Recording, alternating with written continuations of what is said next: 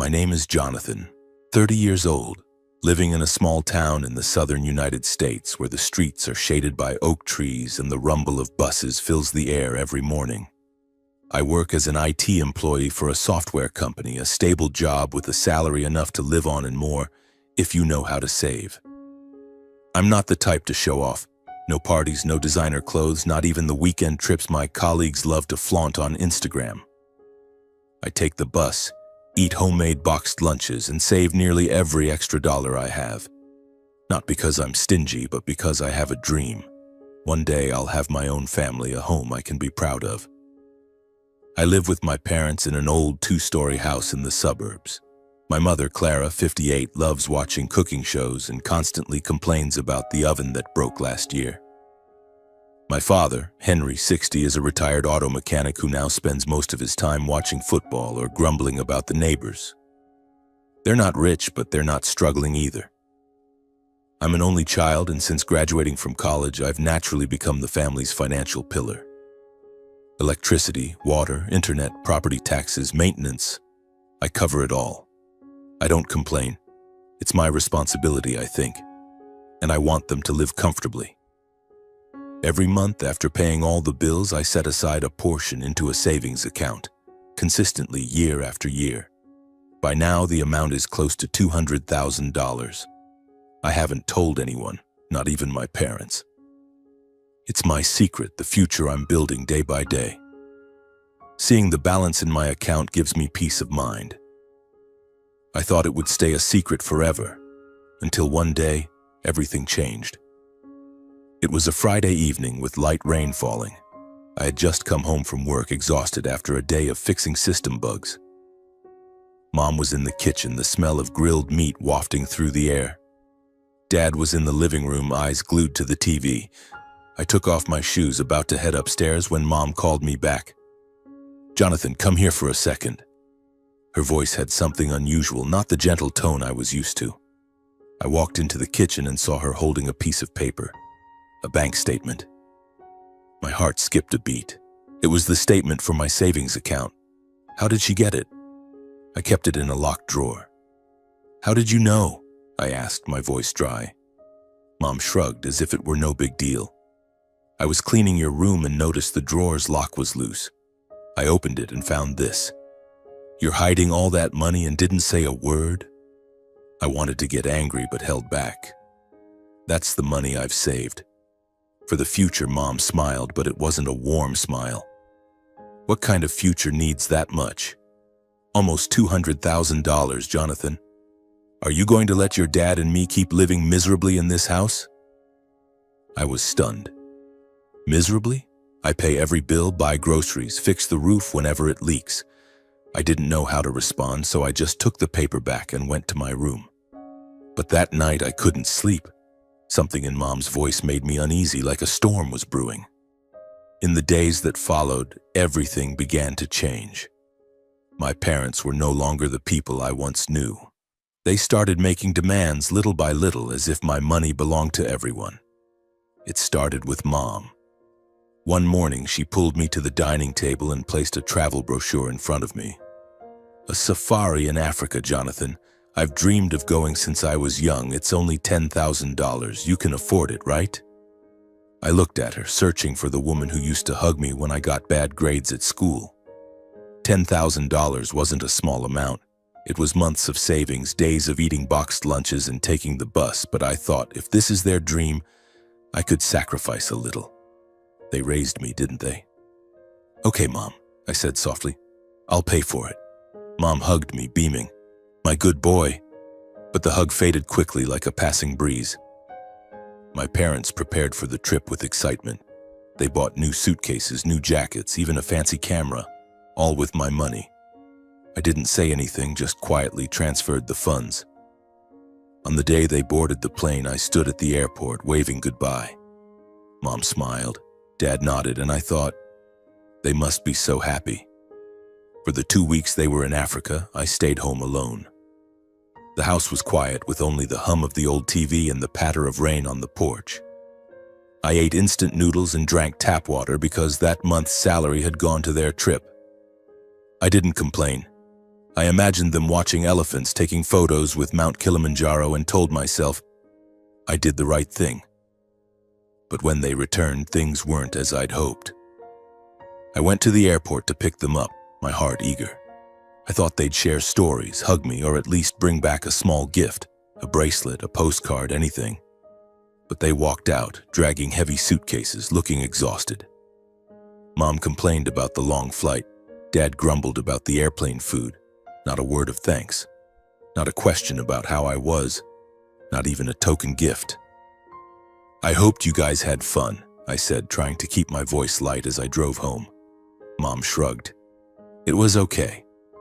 Dad said nothing, just scrolled through his phone. I felt my heart being squeezed. $10,000, 2 weeks of eating noodles, nights convincing myself I was doing the right thing, all for their indifference. But I swallowed my anger, telling myself they're probably tired. They'll thank me later, but they didn't. After the trip, my parents changed. They were no longer content with the old house and simple meals. They started demanding bit by bit, as if I were an ATM. One day, Dad called me to the living room and pointed at the old TV. This thing's too blurry. Buy a new one, Jonathan. $2,000 will get a good one. I wanted to say the TV still worked fine, that I'd already spent $10,000 on their trip. But Dad looked at me, his eyes hard. Don't you want us to live comfortably? Or are you stingy? I clenched my jaw and withdrew money from my savings. The new TV was delivered and Dad smiled, satisfied, but offered no thanks. Then it was Mom. She dragged me to a store, pointing at a $1,500 oven. The one at home is broken. Buy this, Jonathan. I need it to cook for you. I wanted to say I'd been eating boxed lunches for a year, that I didn't need fancy meals. But she tilted her head, her voice sweet yet challenging. Don't you want me to be happy? Or do you think I don't deserve it? I withdrew more money. The oven was installed in the kitchen, gleaming, but Mom used it only once. They didn't stop. A new leather sofa, $5,000. Clothes for Mom, shoes for Dad, home decorations. Each demand came with words that choked me. You have the money, don't you? If it weren't for us, would you be where you are today? Don't be selfish, Jonathan. I watched my savings account dwindle. The $200,000, my dream for the future, was now just shrinking numbers. Each withdrawal felt like a piece of me being taken away. But I kept doing it because I thought it was my duty. Because I was afraid they'd hate me if I refused. Then one day it went too far. Dad called me to the living room, his voice brimming with excitement. On the table was a brochure for a pickup truck priced at $40,000. Jonathan, I need this truck. The old car's done for. Buy it. I want to drive it next week. I looked at him, then at Mom, nodding in agreement. Anger flared in my chest, but I kept my voice calm. I can't afford a car right now. I've already paid for so much. Dad smirked, his eyes cold as steel. Don't lie. $200,000. You can easily afford it. Or do you want us to suffer? I shook my head, my voice trembling. I'm not buying it. That's the money I saved for my future. Mom shot up, pointing at my face. Your future? You're only thinking of yourself. If it weren't for us, would you be where you are today? I wanted to scream, to tell them I'd paid for everything, sacrificed every pleasure to provide for them. But I stayed silent, turned, and went to my room. The days that followed felt like living in an iron cage. My parents stopped talking to me, but their eyes were filled with resentment. I went to work, came home, and hid in my room, trying to avoid confrontations.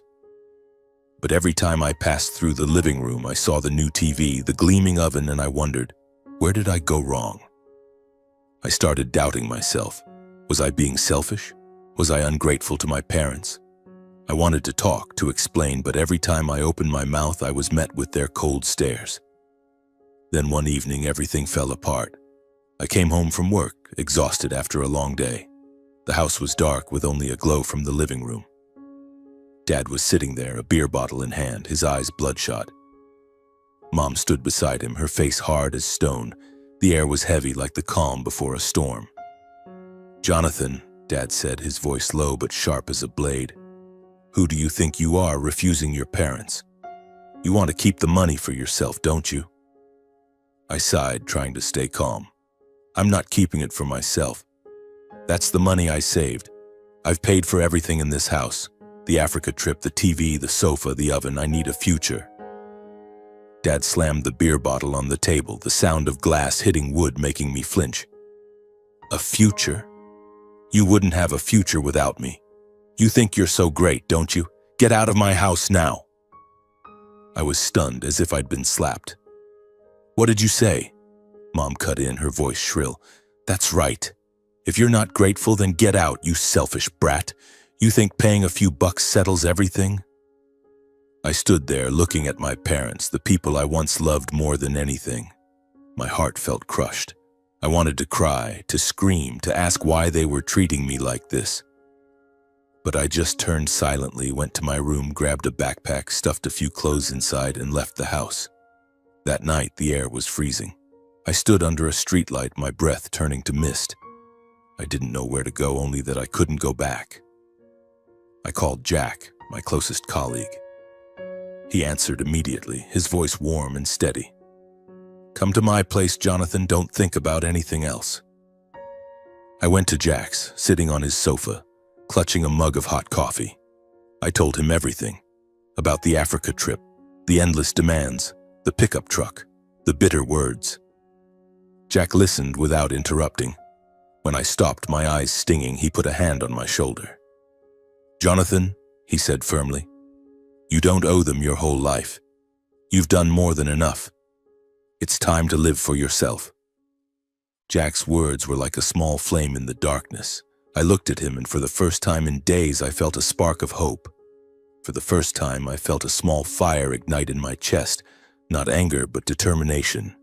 Jack, I said, my voice hoarse, I'm going to stop paying for them. Electricity, water, internet, taxes, everything. I can't keep doing this. Jack nodded, patting my shoulder. That's right. They need to learn to manage on their own. You're not a money printer. The next morning, I called the utility companies. I canceled the automatic payments for the electricity, water, and internet bills. I contacted the tax office, informing them I was no longer responsible for the house. Each call was like a knife cutting through the invisible chains that had bound me for years. I was both scared and relieved. Scared because I knew my parents wouldn't let it go. Relieved because I was taking back my life. I stayed at Jack's, sleeping on his sofa, going to work as usual. I tried not to think about my parents, but every time my phone buzzed, my heart clenched. 3 days later, Mom called repeatedly, leaving dozens of voicemails. I opened one, her voice shrill and full of resentment. Jonathan, how dare you cut the electricity? The house is pitch black. I can't cook. Do you want me to starve? I turned off the phone, my hands shaking. I wanted to call back to apologize, but then I remembered her eyes when she told me to get out. I deleted the message. Dad sent a text, short but icy. You'll regret this, Jonathan. I'm your father. I read it, then locked my phone. I told myself, I'm not wrong. I can't live forever to please them. A week passed, and I started getting used to my new life. Jack was kind, letting me stay without prying. He talked about work, cracked jokes, made me laugh, something I'd almost forgotten how to do. I went to work, focused on a new project, and felt lighter. I started thinking about renting an apartment, starting over. But I knew my parents wouldn't let go easily. On the 10th day, things took a turn for the worse. I was at the office coding when my phone buzzed incessantly. Mom texted, You didn't pay the electricity. I had to borrow money from the neighbors. Are you satisfied now? Then Dad called, his voice a growl through the speaker. You think you can escape me? Just wait, Jonathan. I turned off my phone, trying to focus, but unease gnawed at me. That evening, Jack dragged me to a coffee shop near the office. He looked at me, his voice serious. Jonathan, you need to be ready. Your parents won't stop. They're used to relying on you. Now that you've cut them off, they're going to lose it. I nodded, but my heart was a mess. I know. But I can't go back. I just can't. Jack patted my shoulder. I'm here. You're not alone. I smiled, feeling like I'd found a brother. But I didn't expect that just a few days later things would spiral beyond control. It was a Monday, a normal day at the office. I sat at my desk, earphones playing music, trying to focus on my code. Colleagues around me chatted lively, the atmosphere light. I was starting to feel like I could get through this, that I could rebuild my life. Then I heard a commotion from the reception area, shouting, hurried footsteps. I pulled off my earphones and looked up. A colleague ran past, pale-faced. "Jonathan, someone's causing trouble out there. I think it's your dad." My heart stopped. I jumped up and rushed to the reception, and just as I feared, there was my dad, his face flushed red, his shirt wrinkled, pointing at the poor receptionist. "Get Jonathan out here, now!" "Dad!" I shouted, my voice trembling. "What are you doing here?" He turned, his eyes wild with rage. You dare cut off the house's money, leaving your mom in the dark, you ungrateful son!" People around started staring. My face burned with shame and anger. "Dad, calm down. Let's sit and talk." But he wouldn't listen. He stepped forward, jabbing a finger into my chest. "You think you're so great, huh? Cutting off electricity, water, leaving your parents to suffer, you'll pay for this." I tried to keep my voice steady. "I've paid for everything in that house for 10 years. I can't keep doing it. You and Mom need to manage on your own." He sneered, his voice venomous. "Manage? If it weren't for me, you'd be dead in the streets, you ungrateful brat." Before I could respond, Jack appeared, stepping between me and Dad. "Mr. Henry, calm down. This is a workplace. You can't cause a scene like this." Dad glared at Jack, his eyes bloodshot. "Who are you? His little friend, right? Teaching him to turn against his parents?" Jack kept his tone calm. "I just want you to relax. Jonathan hasn't done anything wrong. He has the right to live his own life." I'd never seen Dad so furious. His face turned purple, his fists clenched, and then, like a nightmare, he grabbed a vase from the reception desk, raised it high, and smashed it down on Jack's head. The sound of shattering glass echoed and Jack collapsed, blood streaming from his forehead. I screamed, rushing to catch Jack. "Jack! What did you do, Dad?" Colleagues around us panicked. Someone called security, another called the police. Dad stood there, panting, the broken vase at his feet. He looked at me without a trace of remorse. He deserved it. That's what you get for defying me. I didn't think. I called 911, my voice shaking. "Someone's been attacked at my company. Please come quickly." The police arrived within 10 minutes. They handcuffed Dad and led him to the patrol car. He didn't resist, just stared at me with pure hatred. "You'll regret this, Jonathan." That was the last thing he said before the police car drove away. Jack was taken to the hospital. Fortunately, the wound wasn't too deep, but he needed 6 stitches and would be off work for a few weeks. I sat by his hospital bed, gripping his hand, overwhelmed with guilt. "I'm so sorry, Jack. If I hadn't stayed at your place, if I hadn't told you about this..." Jack gave a weak smile, his face pale. "Don't be stupid. It's not your fault. Your dad... he chose to do that." I nodded, but my heart was still heavy. I knew Dad would face consequences, but I never imagined things would go this far. That night, Mom called. Her voice was frantic, laced with anger. "Jonathan, why did you call the police on your dad? Do you want him in jail? You're an ungrateful son." I gripped the phone, trying to stay calm. "Mom, Dad hit Jack. He smashed a vase on his head. I couldn't let that slide." She sobbed, but it wasn't an apology. "You don't understand how stressed your dad is. You cut off our money, left us to suffer. This is your fault." I hung up, unwilling to hear more. For the first time, I realized my parents would never see themselves as wrong. They would always blame me, no matter what they did. In the days following the incident at the office, I lived like I was trapped in a waking nightmare.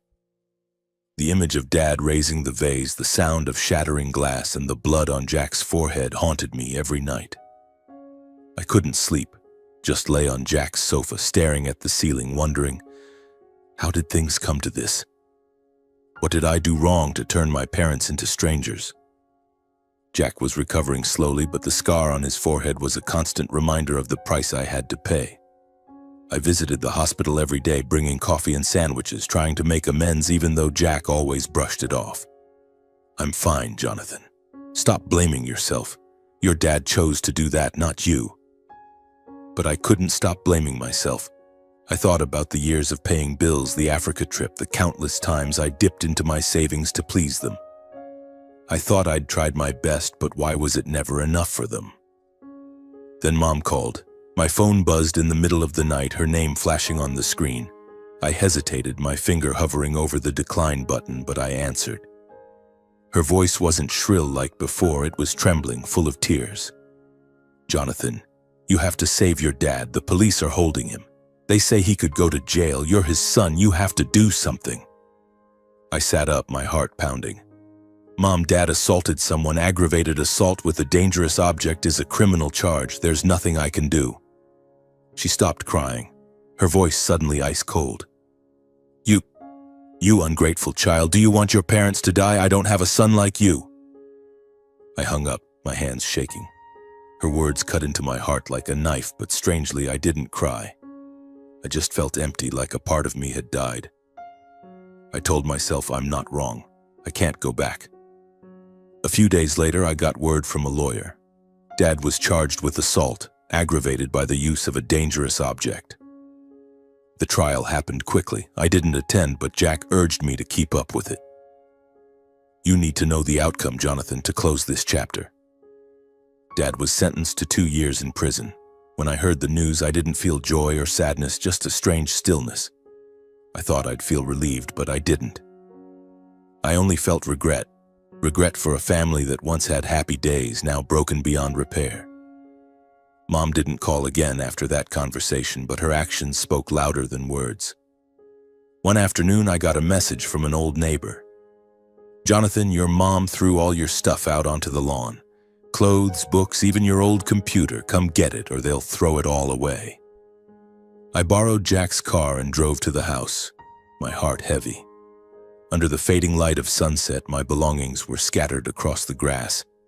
Wrinkled shirts, rain-soaked books, and the computer I used in college, its screen cracked and shattered. Mom stood at the door looking at me, her eyes devoid of emotion. "Get out, Jonathan, I don't want to see you again." I wanted to ask why, to scream that I'd done everything for them, but I just silently picked up a few usable items, put them in the trunk, and drove away. As I left the familiar street, I glanced at the house in the rearview mirror, and for the first time I felt no regret. I knew I had lost them forever. In the weeks that followed, I tried to rebuild my life. I was still staying at Jack's, but I began searching for an apartment to rent. I went to work, focused on my job, and tried not to think about my parents. But every night I dreamed of Dad, saw his eyes as the police led him away. I wondered, did he regret anything? Or did he still think I was a traitor? Jack urged me to visit Dad. "Not to make peace, but so you can move on. You need to face him, Jonathan." I hesitated. I was afraid to see Dad, afraid of what he'd say, but I knew Jack was right. If I didn't confront him, I'd be haunted forever. So one Saturday morning, I drove to the county jail where Dad was being held. The visiting room was cold, reeking of disinfectant. I sat behind the glass partition, hands clenched, waiting for Dad. When he walked in, I barely recognized him. He was thinner, his hair grayer, his eyes sunken. He sat down, staring at me through the glass, saying nothing. "Dad," I started, my voice hoarse. "I came to talk. I didn't want things to end up like this." He smirked, his voice cold as stone. "Talk? You called the police on me, left your mom to suffer, and now you want to talk? You're an ungrateful son, Jonathan." His words hit me like a slap. I wanted to explain, to talk about the years I paid the bills, the Africa trip, how they kicked me out of the house. But I knew he wouldn't listen. "Dad, I tried to do everything for the family, but I can't keep sacrificing my entire life." He leaned forward, his eyes burning with hatred. "Sacrifice?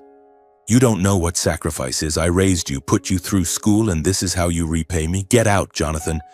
I don't have a son like you." I sat there, stunned. I'd braced myself, but his words still cut like a knife. I wanted to cry, to beg for his forgiveness, but then I thought of Jack, the belongings thrown onto the lawn, the blood on my friend's forehead. I stood up, looking at Dad one last time. Goodbye, Dad.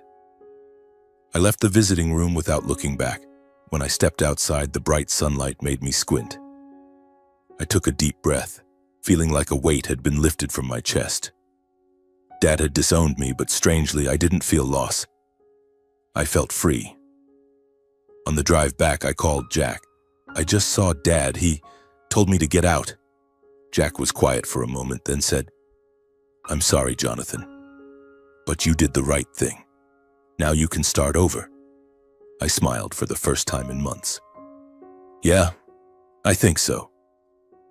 When I got back to Jack's place, I sat down, opened my laptop, and started searching for apartments. I knew the road ahead wouldn't be easy, but I was ready. My parents had chosen their path, and I would choose mine.